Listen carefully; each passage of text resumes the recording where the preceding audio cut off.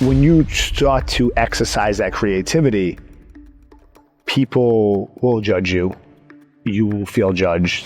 People will feel vulnerable to express themselves. And then I started to realize that all these celebrities that came are all insecure. You gotta pay attention from completely objective perspective, because it's not about what you like. And that's why I could say it all the time. I may not like that, but I know it's cool. I know it works. Doesn't mean I have to wear it, but I will design it. Can you really be the best at everything you do? Because if you're raising money, and if you've got employees and you have this, if you're not trying to be the best at what you do, give their money back. Tell the employees to go work somewhere else because they don't have opportunity with you. And go home and tell your wife or your husband, like, I'm just a fraud. But if you're an entrepreneur, if that's what you are, your goal has to be to run as hard as you can every day. And if you don't want to try, nobody cares. They do not care. Whether you get an A or a D or whatever, that teacher will probably forget you even exist later on. But if you do your best and you try your hardest, they're going to remember the ambition. Welcome to the Jen Gottlieb Show. Vince Ricci, welcome to the Jen Gottlieb Show. Thank you. Thank you for having me. This is a really special episode because of where we're filming. So if you're listening, you need to check out YouTube because you need to see this amazing set. Right now, Vince was so generous and he let us use Hubble Studios for our set today. And that's where we're at. That's why this is like so chic and amazing. The lighting's incredible. Just stop listening right now and go onto YouTube and watch this because what you're going to look at is really spectacular and really different. I feel so grateful right now to be sitting in here with you because not only am I sitting in this beautiful studio, but I get to sit here with the founder. And I want you to first, before we even dive into your story and all the things that we need to talk about, we've already dove in already before we started recording, we already talked about a zillion things, but we're going to circle back. I want you to tell everybody a little bit about Hubble. And I think it started 10 years ago, what the idea came from. Like you decided to come to LA and create a studio. Tell me the story. It's so funny, even before we say that, when you're like, oh, it's so nice, I'm like, damn. Could have got a smiggly backdrop and did a bunch of other stuff. I'm like, God damn it. I'm like, I just saying, I'm like, I should have did more. Just because, Hubble started, I happened to go on set one day, like 12 years ago, just to meet somebody, just to have a conversation. And then a bunch of stuff was going wrong. And I ended up being like, all right, like, you need my help? And they were like, oh, and like, I don't want to get into details. I don't want to throw anybody under the bus, but like simple things that couldn't get solved. And I was like, oh, you just need to solve this like right now. And like the day ends at 8 o'clock tonight. Like just need to bang this out as quick as possible. And coming from New York and have an engineering background, like you just know how to execute. You solve for variables, you execute. So this is a problem, solve for it. Solve for next one. All of a sudden you got a solution and then it's over. And you really don't only have to do it for like one day. You know what I mean?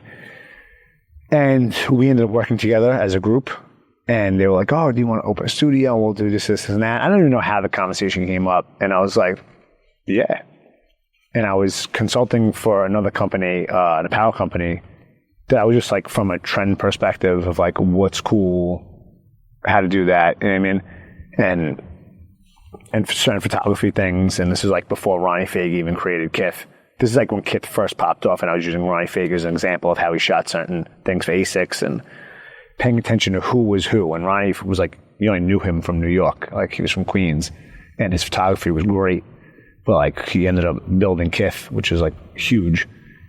But at the time I was using an example, people didn't even know who he was. And I'm like, I know this guy is like, he just has an eye, And then little by little, I would show up on set, I would show up to other things, I would show up for meetings.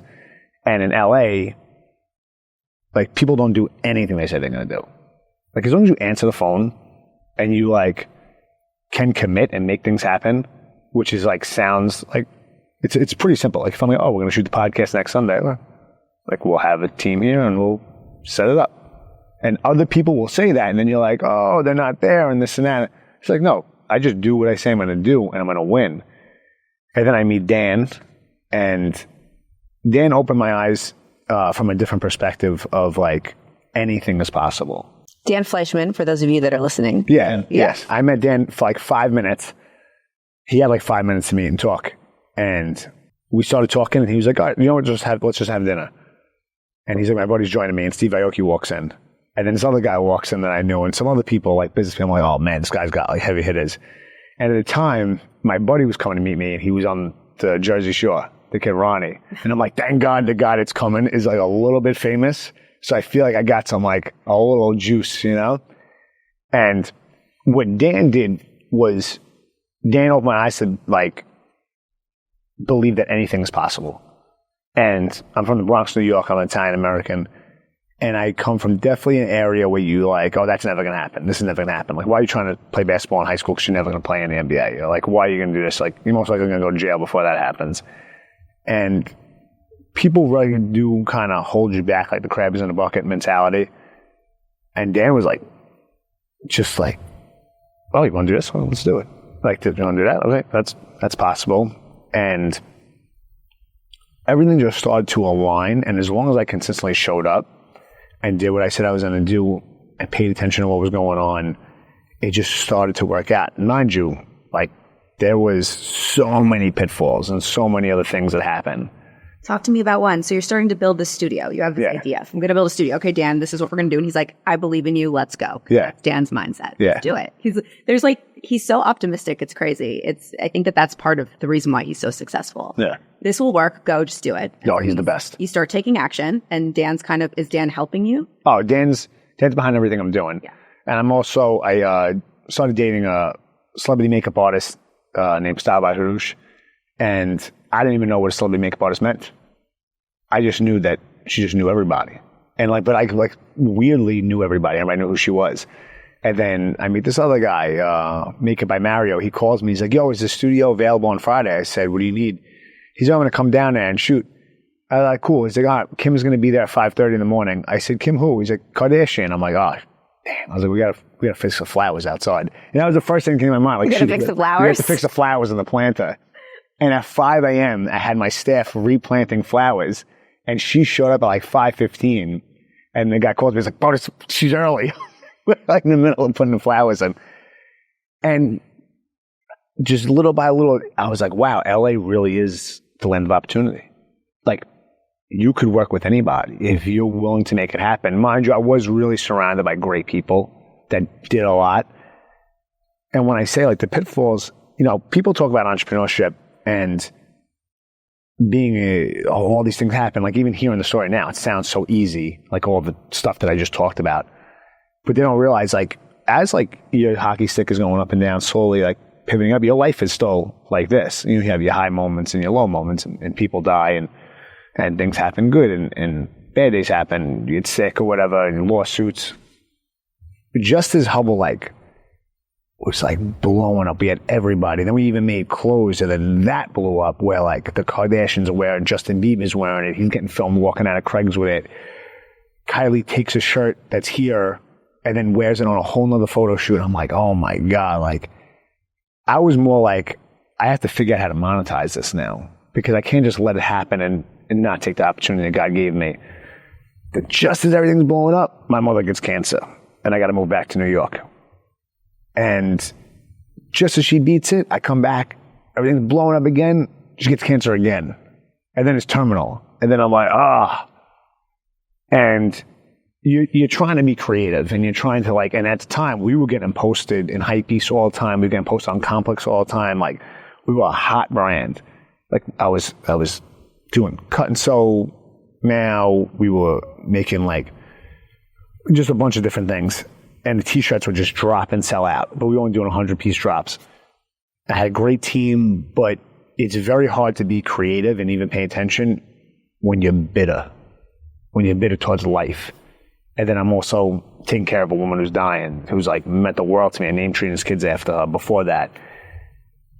And then I feel like a lot of that kind of blanked out because I just focused on work so much when she passed. But it was very difficult to be creative. I can imagine. Super difficult to be creative. I can imagine.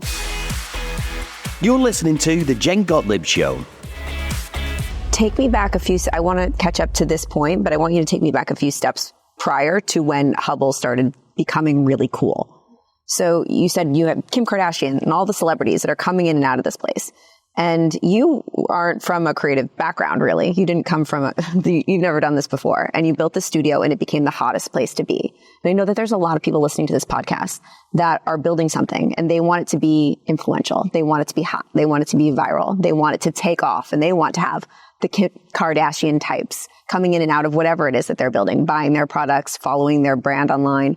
How did you make that happen? Did it happen on accident, or was it very intentional of how you were strategic on making this the cool place to be? I think, definitely one thing, like being from the Bronx and like being Italian, you have a lot of culture. And like whether you're surrounded by everybody's Puerto Rican, Dominican, this and that, like if there was 3 of us in the class, it was a lot of us. Yeah, I mean, being Italian American. So like, and we didn't try to be anybody else other than who we were. Like being Italian in itself was cool. You know what I mean?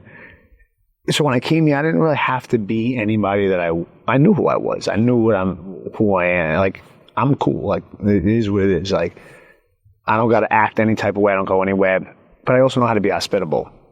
And the one thing we did here, we were extremely hospitable. Didn't matter who you were. If you got in, if we booked you, we treated you the same. And, then I really started to study hospitality a lot more.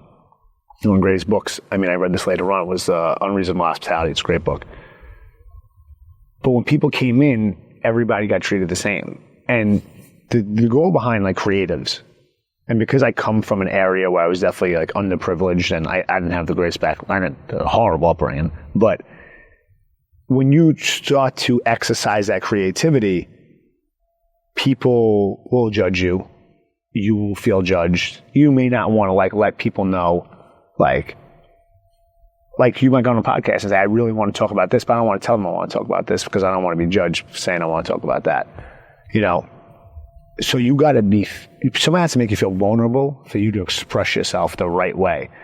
So I was like, as long as we are completely so hospitable and loving, from the music to the temperature to everything, people will feel vulnerable to express themselves. And then I started to realize that all these celebrities that came are all insecure, if not like overly insecure, because they don't want to walk in front of people without their makeup on. They want this.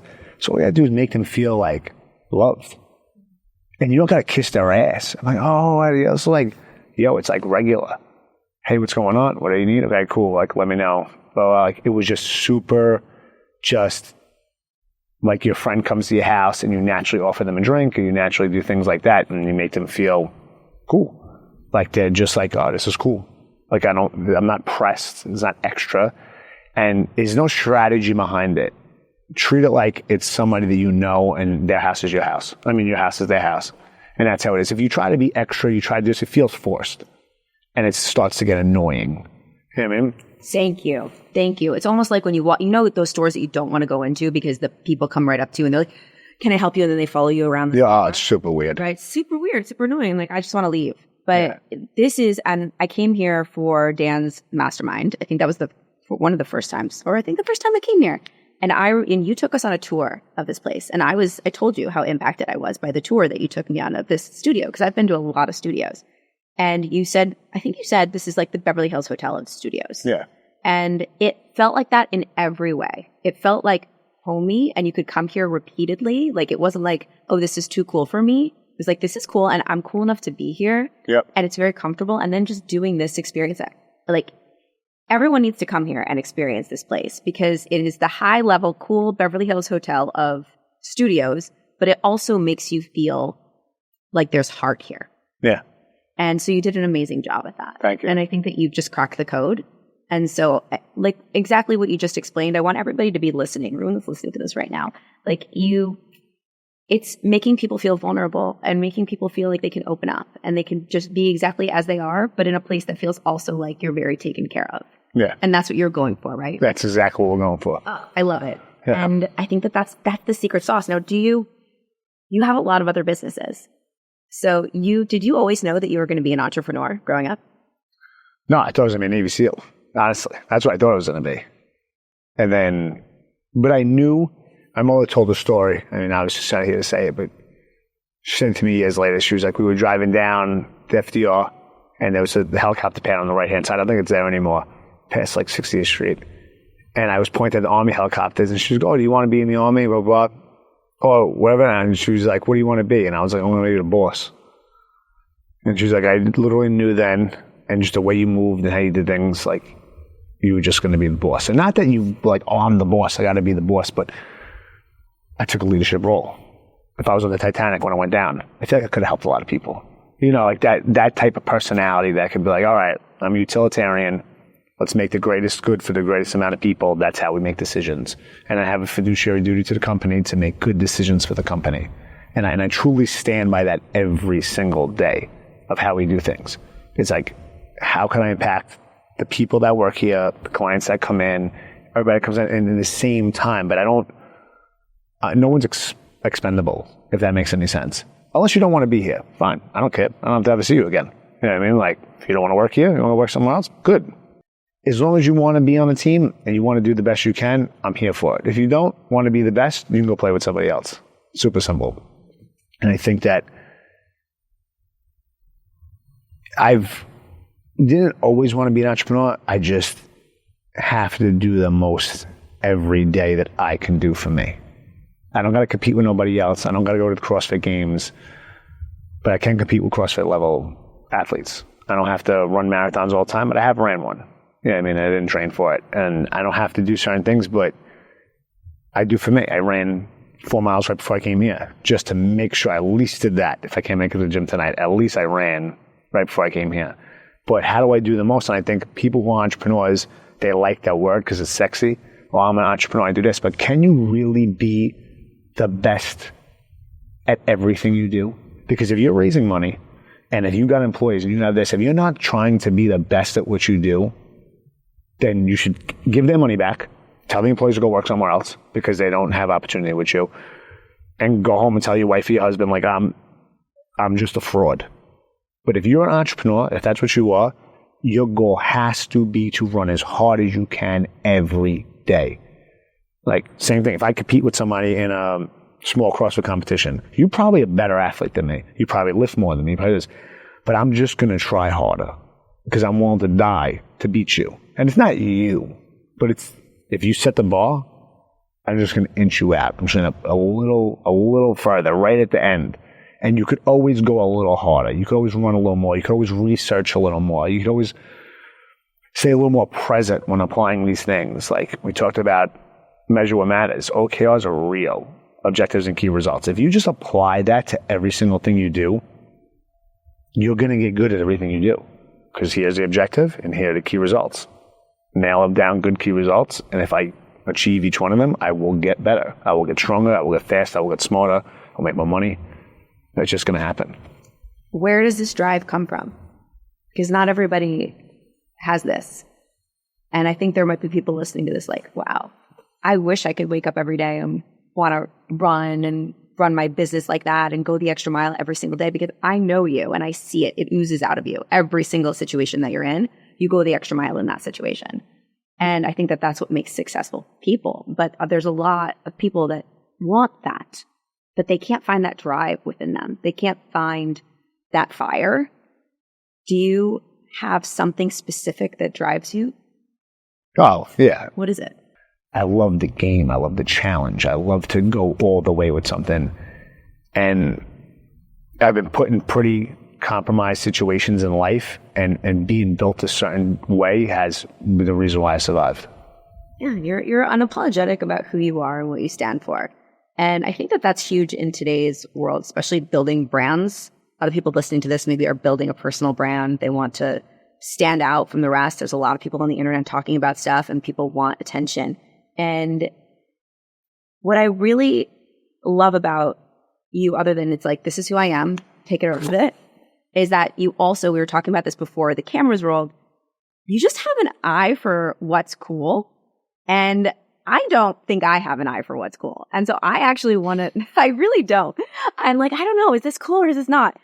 You just know. And that's why your clothing line took off like really quickly. That's why Hubble took off really quickly. I think you just understand it, you know it, and then you take your inner knowing and your like chutzpah that you have, like you're just who you are, and you bring them together. And that's what creates magic. And that's why you've been able to be so successful. How does a brand take off and like have that cool factor? Or how do you notice the cool factor in brands. And you see a lot of brands here too. So I'm sure you see ones that take off and end up being hits and ones that don't. Can you talk about that? There's a lot of brands I think that took off that I don't think are the most creative, but I think that the ownership or whoever was leading the brand did a really good job at clout chasing or did a really good job at attaching themselves to celebrities.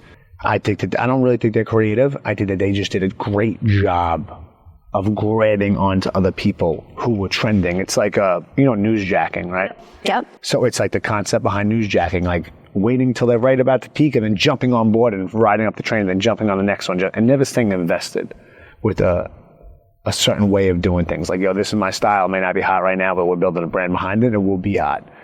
They're just jumping on what's cool. They're like trend hopping and trend jacking or whatever. There's so many terms behind it. Or you just organically let, whether it's the typography that goes behind it and how you set on the shirt or how you did this and like the color, the thing, the cracked ink, like all these different aspects that go into somebody. You also watch somebody walk and they're wearing a shirt and they just have a certain swag and it looks good and you're like, oh, take a picture of that shirt. And I'm not going to copy it, but I'm going to use it as inspo. I'm going to look at it. And then I'm like, what did I like about it? I liked about the bold, high impact look on it and an overlay. I think that's super popular. Very kind of ignorant designs are super popular right now that are just like super like splashy. It may not be for me, but because I know it's in style, because I'm also looking for it, I all of a sudden, then like we said, we tend to like it and then we're looking for it.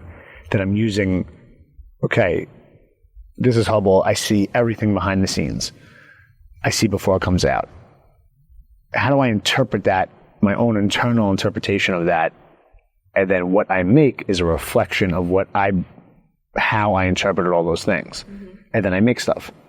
But like you said, paying attention was cool. You gotta pay attention from completely objective perspective, because it's not about what you like. And that's why I could say it all the time. I may not like that, but I know it's cool. I know it works. Doesn't mean I have to wear it, but I will design it. And I will help it. And I will tell people like, that's what's hot. But it may not be for me. Yeah. You know what I mean? Yeah. And you've seen a lot of companies come through here. Yeah. You've probably seen a lot of companies come through here that were really like hot at one point and then they crashed. Right? Okay. Yeah. So what's the reason for that? Or is there something like a through line that you see with all of those companies that are really hot and then they take a dive? I think mismanaging money, mismanaging resources, not paying attention to what's happening, staying relevant, hubris. I feel like that's the number one thing that kills people.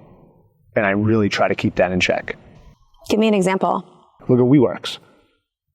He was instead of expanding and building the company, now how do I make the company look like, and there's a lot of pressure on publicly traded companies and big companies of that size, that they have to now make shareholders have good returns, have this and do those things, where now I have to make it, instead of focusing on actually growing and actually being profitable, how do I make it look more profitable? And that's where there's a lack of fiduciary duty to a company. And that's where I think a lot of brands fail. And it's not just because you can't design, it's because once you turn into a business, it's not just about designing anymore. It's a business. It's a business. It's a business. And not all of them can do a business. I drink a lot of water, and staying hydrated is unbelievably important to me each day. If you were in my office with me right now, you would see I have 1, 2, 3, 4, 5 water bottles here, just so that I stay completely hydrated while I'm working throughout the day. And here's the thing, I'm always looking for ways to make drinking water easier. I don't want to have to worry about where I'm going to get my clean water, because having safe, clean water is the last thing you want to worry about when you're trying to work throughout the day and not think about it and just stay hydrated.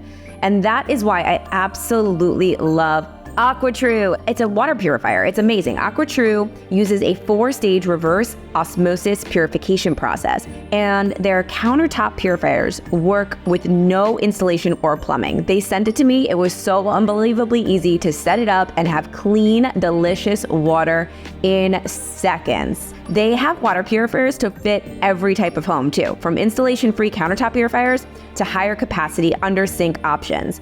They even have a Wi-Fi connected purifier and a mineral boost option too. I am absolutely obsessed with my AquaTrue, and it fills up all of my water bottles to keep me hydrated throughout the day with clean, delicious water. So you got to get in on this. You got to get your AquaTrue. You got to jump in and try it and let me know what you think.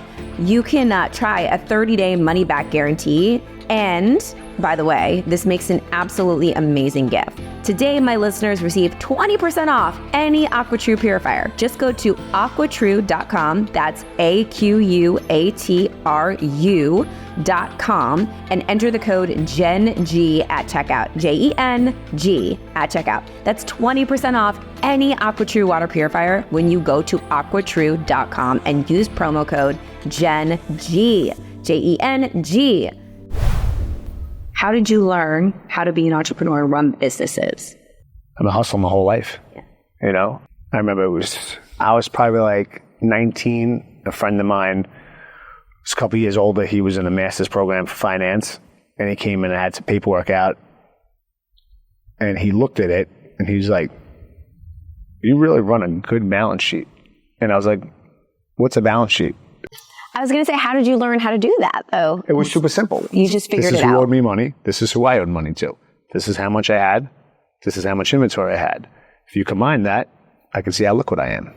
You know, and also, too, how you assess liquidity. People who owe you money, if it's within 2-week terms, probably 96% of that is liquid. If it's a month, probably like 80%. 3 months, 60%. Anything over 6 months to a year, like, you're lucky if you get 10% of that back. You know, so when you assess AR, I remember being in college and I would take finance classes. I went to school for engineering, but I was like, let me just take these finance classes for fun. And people would be asking these questions. I'm like, are you guys slow? And they're like, what do you mean? I'm like, if someone hasn't paid you 270 days, you're not getting paid. And they're like, but why? I'm like, because that's the way the world works. And the teacher's like, Mr. Ricci, would you like to get up and explain? And every time people couldn't do it, they would have me explain, and I'm like, because I sell weed. Because it's super simple. Like, if this kid hasn't paid you this time, he's probably got arrested and hasn't told you. If something went wrong. I didn't say this in front of class, but I would say like I did something else. But it was like so simple to understand business because I'm the only guy. It's on me, and I'm fully accountable for it. Like, pretending that someone's going to come and fix this is just like a delusion that's never going to happen. So how do I be as accountable as possible? I pay attention. Like when I interview somebody right now, I'm going to look you in the eyes, and it's everything you're not saying that I'm reading. It's how you carried yourself, how you showed up, you know, what you're wearing, what you said, what happened in your last job, like just how you answer the questions, you know, how honest you are, how you make eye contact. And all those things, because I've spent so much time working with different people, no, they're not going to pay. They're going to pay. Don't give this guy terms because he's definitely going to screw us. Where that's really part of being a businessman and a businesswoman is knowing what relationships work out, what deals are going to work. How much should I put into this? You know, 19 out of 20 deals don't work out. And that's like my number, you know? But I still give full force to most of them as long as it's a credible person that I'm doing with, because it's an exercise. Yeah. It's like working out. Yeah. Yeah. Building relationships. Yeah. And emotional intelligence. Yeah. I think I don't know if you, I'm guessing that you believe the same, but I think it's way more important than any other type of intelligence. Knowing how to communicate with people, talk to people, and read people. And 100%. And I told you that I think that you're awesome at this. And I think that comes from your past, most likely. And I want to talk about your mom. Oof. Yeah. That's okay. Yeah. Because I know you have your philanthropic ventures named after her, Trina's Kids, which you guys do toy drives, and I did a back to school drive with you. I also did a toy drive in Miami. And I know she had a really big impact on your life. Yeah. Oh, you want to ask me? Okay. I watched how my father was in that jail when I was younger, and then my mother had a rare blood disease, so she was sick most of my life. And then she was terminally ill when I was 8. And I was like, I'm not sure how she ended up beating it. But because I always knew, like, damn, like, it is going to get worse before it gets better. Like, at some point, I'm going to be completely on my own as, like, a kid. You know, and at this point, I was, like, just forgotten about. You know what I mean? Not that I think that they intentionally, I mean, they did the best they could. But I watched my mother I grew up in the Bronx, New York, and the 90s was definitely like Iraq. Like, it was terrible. But she got dealt a rough hand in life, and that impacts the kids around you. Whether it's alcoholism, drug abuse, it wasn't with her, those things, but everything around it that will hold you down. There's a lack of resources, there's a lack of thing. Now you can go online and you can sign up for pretty much anything, but back then it was very, very difficult to get any help. And Trina's Kids definitely is built to help kids in underprivileged areas, especially people affected by drug abuse, impacted by drug abuse or alcoholism. And that happens in these areas. And that's why people end up in these areas. And they don't really get ahead because there's no opportunity. And when you make people feel seen and loved in the interaction with them, even for a moment, you inspire faith in that kid to be like, you know what? It isn't going to be that bad because people will help. And whether it's just advice or an opportunity or whatever, there will be somebody that reaches back and pulls you forward. Doesn't mean that you don't have to grab on and pull yourself forward also, but they'll start to believe the world isn't 100% against them because it's very easy to fall into that victim mentality. The world's against me. And it's crazy. I got successful and I did all this. My mother passed March 2018 and I was doing pretty well, but definitely a lot better now. Well, I'm like, damn, man. I was right there to be able to do a lot more, show her a lot more. I'm going to be a big CEO, and see how much better I am at this.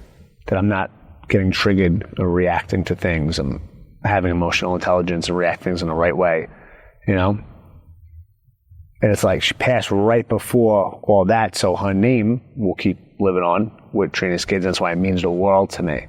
Because everybody's going to know her name, and you say her name now, it's ooh, it feels good. It's going to make an impact for the rest of my life, as long as I can. Absolutely. Yeah. I know you're making her proud. Yeah. So I came here for this. I just want to talk about Trina's Kids for a second because it's amazing. I saw what happens firsthand to these kids. They came in. We all went.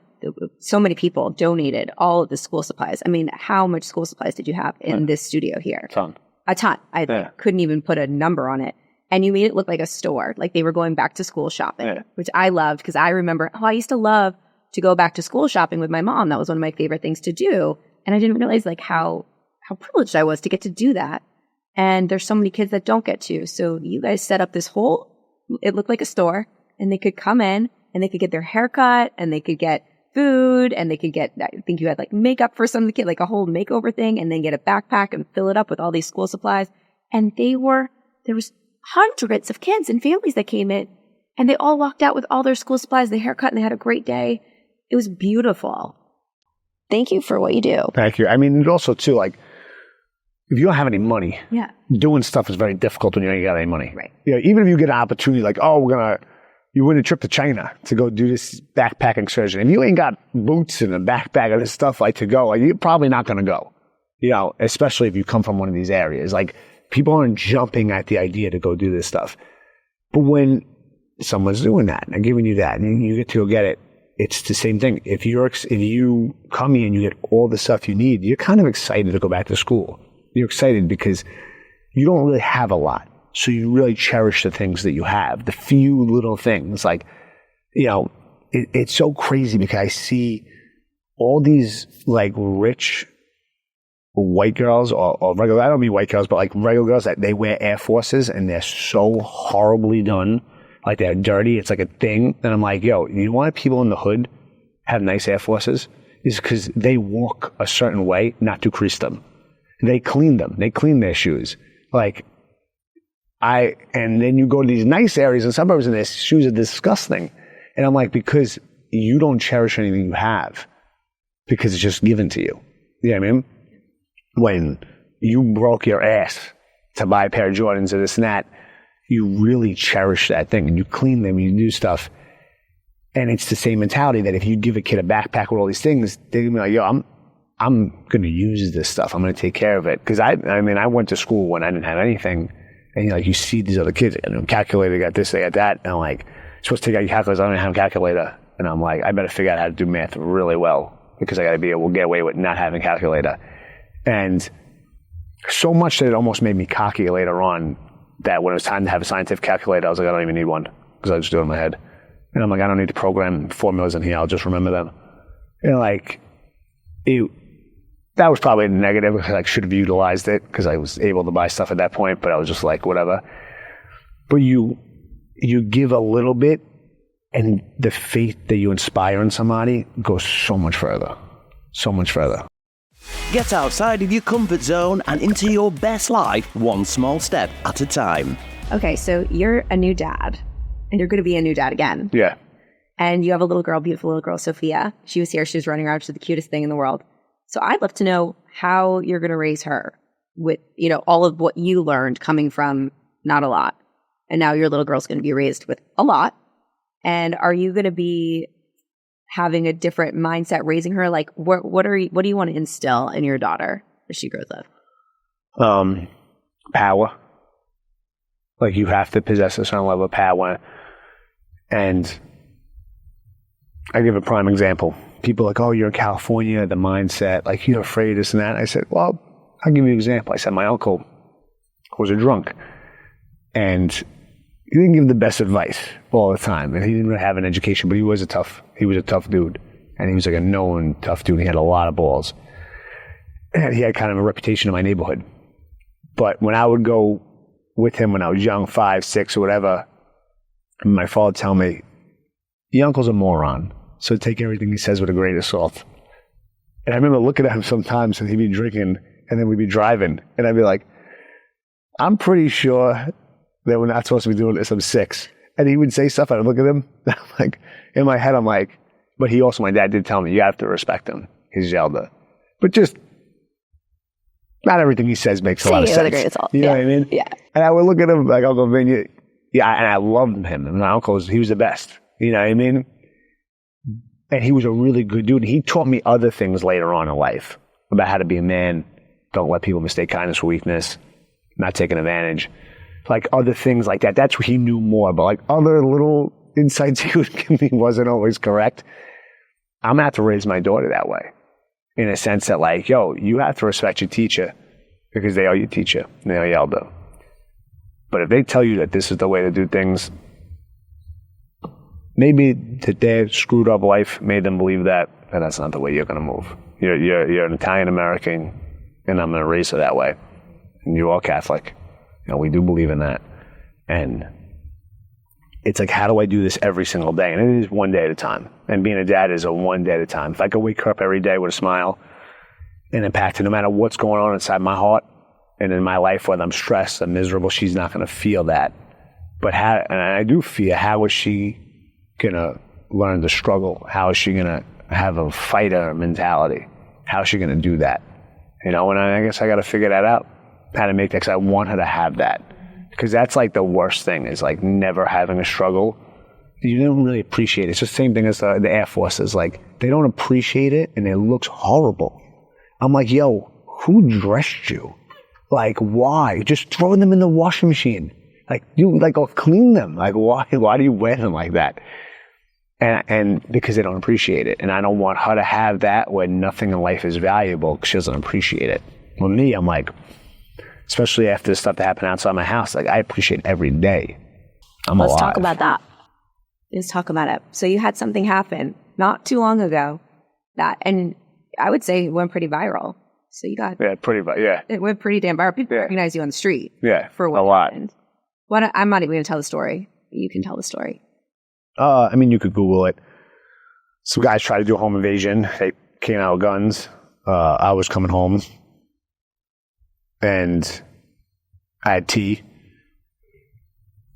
and I immediately realized I was in a situation that it was like, there's no way out. I was in a corridor in my house, like in the front door of my house, and I was like, it's called the fatal funnel, in a gun scenario, and I was like, damn, I'm smoked. Like, I'm not going to go in and get pistol whipped and have them pistol whip my family. Plus, my house just got robbed a couple months before that, so all my jewelry got taken, except the stuff they didn't find. And I'm like, I'm definitely not going to let them in, because if I try to tell them that there's nothing here, they're just going to pistol whip all of us, and that's going to be horrible. And then I wouldn't have a relationship with my wife after that because she wouldn't look at me like a protector, you know. Then I'm going to be this guy who says all these things he is, and he boxes and does jiu-jitsu and shoots guns, and then he doesn't stand up. And all that went through my head. That's a lot to go through your head in like a split second. Well, it's called your sympathetic nervous system that actually will, I read a book called On Combat after that to be able to like understand what was going on in my head. And it slows down time in an ability to preserve life. Because you ever get in like almost lose control of a car and your body just, like you get that feeling? That's your sympathetic nervous system kicking in, and it could be your para or your parasympathetic or your sympathetic. And when I rewatched the video, I thought it was going to be like 10 minutes. It was fucking 30 seconds. I'm sorry. It was 30 seconds. And after, it was a shootout. We fired 17 rounds between the both of us. I didn't get shot. One of them did. He was never arrested, whatever. But after, I was like shocked to be alive. I came in the house and I felt myself from bullet holes. I took my shirt off immediately because I thought I did get shot. And I was like, I can't believe I'm alive. I like won. I felt like I sparred a pro and won. Like that's how, like, that is not what I expect to happen. Because the minute I drew my gun, my weapon, I was like, I'm dead. But then one of them come with me. Like, because I'm not going to the house. And I remember thinking in my head, like, I was perfectly fine with that. Like 100% fine with that. Where 100% fine with dying. Yeah. To protect your wife and your baby. Yeah. Because going in the house was it people like, oh, would you have done that somewhere else? I'm like, I don't think I would have did it at Starbucks. You know what I mean? I'm like, here you go, take my phone. You know, like, and maybe shot at them as they were leaving, but no, I wouldn't have done that. But, you know, somebody came up to me at the mastermind and he was like, I mean, this has been 7 months ago, so now I could like think about it a little more and like process it. He's like, hey man, he's like, I recognized you when you came in. He was like, I just want to tell you, like, he's like, I'm big in the gun community. He was like, everybody talks about you. And he was like, because everybody aspires to be able to react how you reacted. And I'm like, oh, thank you. You know what I mean? And I almost want to tell him, like, you really shouldn't. Because you aspiring to want to be like that means that you have to be okay with, like, perfectly fine with dying. And that doesn't leave you. You know what I mean? When you are okay with dying, there's something wrong. There's something wrong that you can't just spend Sunday in bed. That you can't just be okay with everything. There's something wrong there. Something that's not clicking inside. You know what I mean? And I didn't say that to him because I just took it like compliment and just moved on. This guy's like normal guy. He was wearing a suit, so it seems like he does pretty well. Yeah, he's like a regular guy. You know what I mean? Like a pretty good guy. But it's like, you don't want to be in that situation. Because then when you're in that situation, then you're waiting for it to happen every day. Are you now? Every day. Every single day. So did that change you? I'm not burdened with it where I'm like driving to work. I'm like, oh my God, I'm going to get shot today. Like, it's more like, all right, like the day happens again. Like, now I'm way more trained. And I look at my daughter, I'm like, yo, I may not be the happiest guy, but you'll never know that. I may not be just content where I could sit home and lay in bed all day. But you know, you got a warrior that will kill everybody if that's what it took to protect you. And I'm okay with that. And maybe not everyone is just going to be happy their whole life, you know? Because I see guys who are like out of shape, like spend the whole day in bed. Tucker Carlson said like a good way to like make up things with your wife that I listened to an interview was just spend the day in bed. I'm like, I'd rather die than do that. It sounds horrible. You know what I mean? Just lay in bed all day. I'm like, I would not want to do that. But there is something that if he's that happy and that okay, that's great. That's a different level of confidence. He's cool with that. You know, he's cool. I ate 4 crepes last night. I was driving home. I was like, you fat animal. How did you eat so many crepes?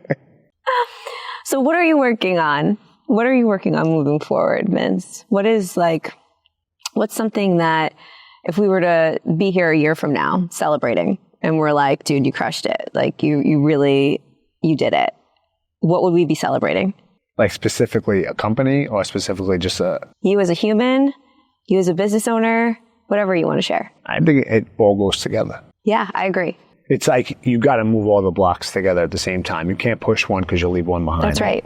So you're pushing, it's like shoveling snow, I guess. I mean, if that makes any sense. Like you kind of got to push it all down the driveway, not just like one thing and then one thing, because it all adds up, you know? Or moving water. If you have to like spray water, you got to like move it across to like move all the dirt off. You got to do them all at the same time. And I think constantly maybe being able to figure out why, being more content, but still maintaining a certain sharpness, a certain killer instinct to keep moving forward. Mm-hmm. And being a better CEO, you know, constantly moving forward in business, building balance as a brand, building Hubble as a brand, building some other things I'm working on, expanding consistently, preparing to exit a company, you know, learning how to do that the best way. You know, people get these big exits. Yeah. That I feel like, am I going to get that big exit? Am I going to screw it up at the end and not get the multiple that I was supposed to get because I didn't position it the right way? Because I don't know how to, I've never exited the company. Working on that and doing those things where like, I'm 100% not going back to the Bronx. Where people are like, yo, he left, he didn't make it big a little bit because people wore his stuff. Or like he made some money where he's like, no, he is Axelrod big. Because if I could do that level of stuff, I will impact a lot more people. Yeah. In a positive way. Yeah. When you say impact a lot of people in a positive way, do you have a mission? Do you have like a big vision, a big mission, or it's just like one day at a time, I'm building this and I'm just trying to be the best person, the best dad, the best husband I'm trying to be? Or do you have like this big, like I want to leave the world with? I think, you're not targeting everybody. For me, it's targeting people like me in a sense that they come from somewhere where they were held back or they believed that they were second class. They have imposter syndrome. They're not worthy of doing more, and showing them like, you can, and I'll be there to help you. And whether you're working with me or you're doing this, I'll be there to help you. But if you don't want to do it, I will forget about you tomorrow. Like you're gone. And not, because that is the truth. That is the world. And if you don't want to try, nobody cares. They do not care. Whether you get an A or a D or whatever, that teacher will probably forget you even exist later on. Like they do not care.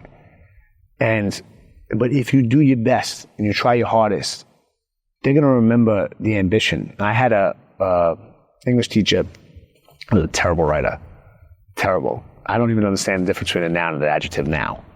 But I could do high-level math. You know what I mean? High-level engineering math. And I remember she told me one time, I don't even know how you got to college, let alone in my class. She was like, do you know what the requirements are to pass this class? And she like broke it down. And she's like, you should drop the class. You're not even prepared for this. I don't know how you got here. Her name was Miss Schumacher. Every single paper I wrote, she returned it and would write the number of mistakes I made. It would be like 176, 119. I'm like, oh my God, how does she do this? I cited a line from a movie and she corrected it. It was like, you cited it incorrectly. I'm like, did she go and watch the movie just to screw me? You know what I mean? But she was the best because she held me accountable. And the last day of the final, she walked outside, shook my hand. She said, I've been doing this for 33 years and you are my most improved student I've ever had. She said, I made a skyscraper out of Jell-O with you. I don't know if that was an insult or a compliment, but she probably remembers me. Yeah. Because I tried. And I had to prove it to her. Every single day we would turn the paper in on Monday. By Wednesday, I had to return the paper in and then do the following paper again. So I always had to do a paper twice because I had to fix all the mistakes I made. They were like a warm-up, you know? But my impact is going to be being an educator like she was. That she wasn't for everybody. She wasn't. She was extremely aggressive, but she changed my life. And that was almost 20 years ago, and I still think about it. Well, I just need to acknowledge you for always being real. I appreciate authenticity more than anything in the world. And that's why I think we're friends, because it's real as it gets. And I think that's when you're building a brand and you're creating a presence, or you want to impact people, you want to help people.